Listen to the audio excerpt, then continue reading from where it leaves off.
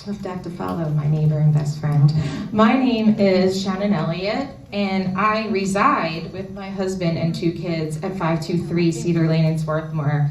But as you can see from my shirt, I'm currently living the dream, owning local gift shop and boutique Harvey Mercantile, also known as HOM, located at the historic 102 Park Avenue. To start, I want to say that this is as someone who's directly impacted by this proposal being reviewed tonight. I'm grateful to see so many engaged community members come out to express their thoughts, feedback, concerns, and expertise. Man, I was not expecting that, but there are some really seriously smart people in this town, and I feel grateful to be a part of this community. Over the past 2 months, I do want to note that I have heard a lot of people say that this proposed project is a quote-unquote done deal. I want to kind of go on record tonight and clearly say it's not a done deal, but it is a very big deal. So thank you everyone for being out here, and thank you to the developers for giving us the time and listening, and to the commission and borough as well for their time. Over my past years in town, which include 4+ years as a member of the Swarthmore Town Center Board and as a business owner, I have been one of those champions for change and improvements to our business district. I've sat through these focus groups, and I've listened, and I've relentlessly promoted all of our wonderful businesses and activities in town. I want to see improvements for our town, but I don't want to lose the very thing that is attracting people to this area. I don't want certain things to be taken away. I'm so grateful to be part of this community. I'm glad I said yes to take ownership of a nearly bankrupt business and turn it into a regionally recognized, best-in-class boutique that has been enjoyed by 3,000+ customers in our community and beyond. Thank you. I've been able to represent within my shop the work of close to 30 local artisans and makers, majority who live right here in Swarthmore.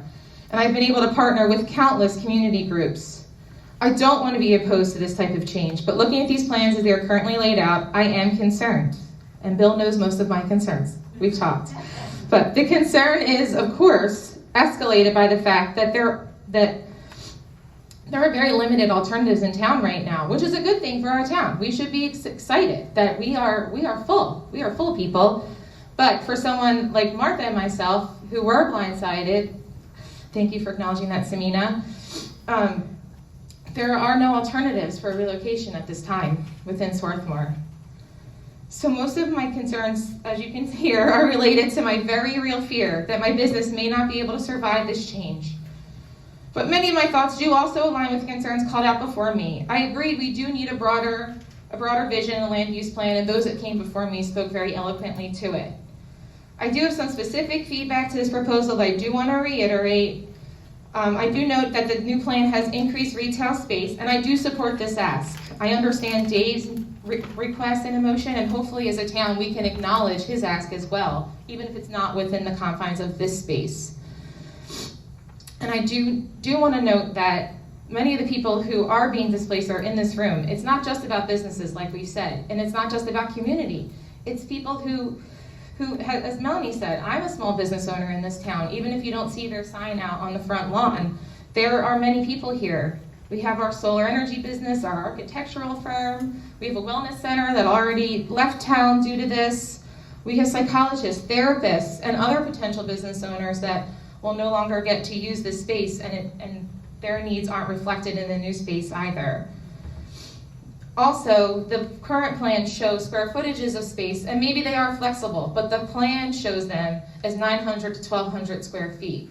I currently reside in 700, Martha 550, and with prices planned to go up, we won't be able to afford to be in a new building, even with the change to leases, which is appreciated. So I also do concur with all the call-outs to scale. I know the rules around height, but I'm overwhelmed by the width across, the width back, and the fact that a giant wall and fortress will be all around us instead of the varied mixed architecture that we currently see, the green spaces that we have direct sight lines of. Maybe green spaces inside, but we as residents we as community members won't be able to see those. I also have concern with the loss of the historical buildings that give so much character to this town. Anyone that comes here that doesn't live here It always says, what a beautiful building you have, what a beautiful space you have. So someone noted before, 102, 104 Park is already mixed-use space, and it's already beautiful. And as Martha said, it's been home to locally owned small businesses since 1904. There's so much history in that space. So many visitors come in and share about what existed when they were there. I got my hair done right over there. I had my shoes shined here. I bought gifts for my friends here when it was the studio. There's so many different, or Shops on Park, there's so many stories. My daughter crafted here when it was Craftoria. So many stories exist there. It won't be the same when it's new construction. It may look pretty, but it won't be the same. So that is why I question the scale of this. If we could figure out a plan that could house less units, especially since currently, as was noted earlier, 24 out of 36 are noted as 3 bedrooms. I thought we were downsizing, folks.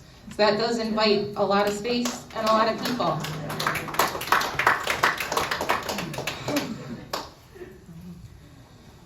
So, I know that also people talked about the parking and the cars, and Keith laid it out so eloquently, and it's just so everyone knows, Keith walks to work every day, so, but it is definitely a real concern that we do have to keep in mind, and I just want to say once again, I'm very grateful for everyone in this room. Thank you.